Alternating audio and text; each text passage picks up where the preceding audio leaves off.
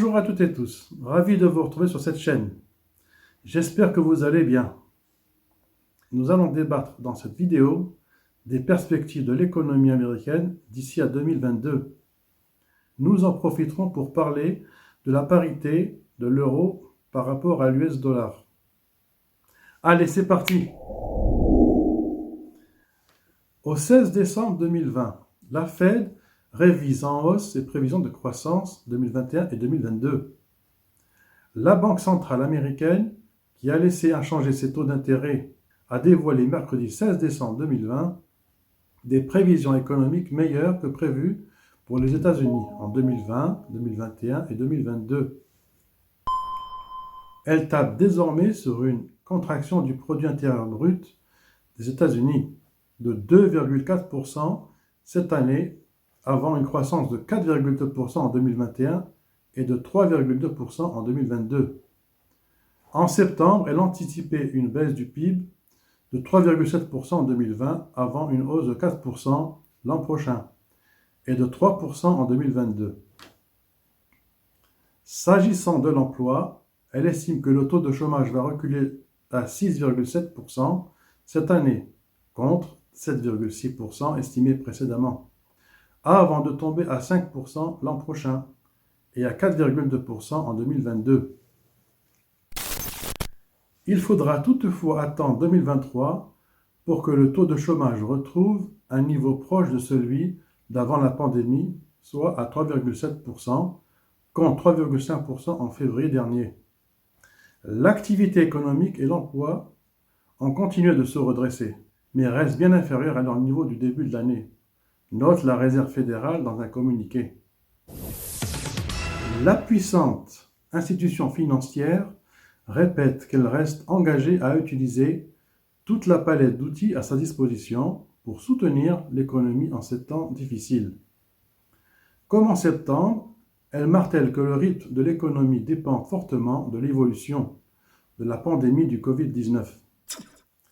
La Fed relève aussi que la crise sanitaire actuelle continue de peser sur l'activité économique et présente des risques considérables à moyen terme. Elle ajoute qu'elle maintiendra les taux proches de zéro tant que l'économie ne sera pas pleinement remise de la crise. La faiblesse du dollar par rapport à l'euro. L'euro a bondi de plus de 8% par rapport au billet vert cette année, dont 3% en l'espace d'un mois.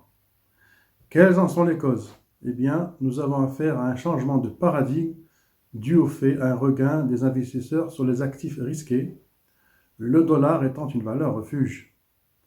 Il y a en ce moment plus de recherche de value que des valeurs de santé, et c'est la même chose pour les devises. On délaisse le dollar pour aller sur des actifs, des devises plus risquées comme l'euro. Phénomène mondial qu'on voit sur les actions et les devises. Souvent, en période de fin de crise économique, où on voyait que le dollar avait été une valeur refuge, après on le délaisse et on va vers des valeurs plus intéressantes, au demeurant. D'autres raisons en est la politique monétaire des USA, avec des plans de relance de l'économie à coût de centaines de milliards de dollars, en avant la planche à billets de la Fed et aussi avec le QE illimité. Une des autres raisons en est la valeur de l'or qui atteint des sommets se rapprochant des 2000 $ l'once fin novembre. L'or étant aussi une des valeurs refuges en temps de crise.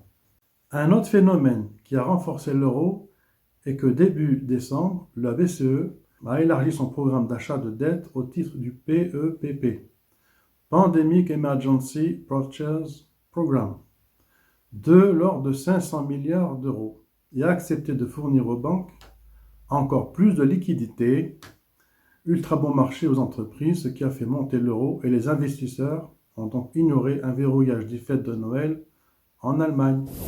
En outre, l'espoir d'une percée du Congrès dans le stimuli américain a maintenu les tendances haussières de l'euro en tête. Maintenant, la parité euro-dollar est bien au-dessus des niveaux de 1,2, 1,2250 € au 18-12-2020. La faiblesse générale du dollar reste durable. Les taux de l'euro devraient évoluer à un rythme plus rapide tant que la paire s'échange au-dessus de la barre des 1,2 euros. Par conséquent, la parité est susceptible d'atteindre des niveaux de 1,2450 à 1,2550 à moyen terme.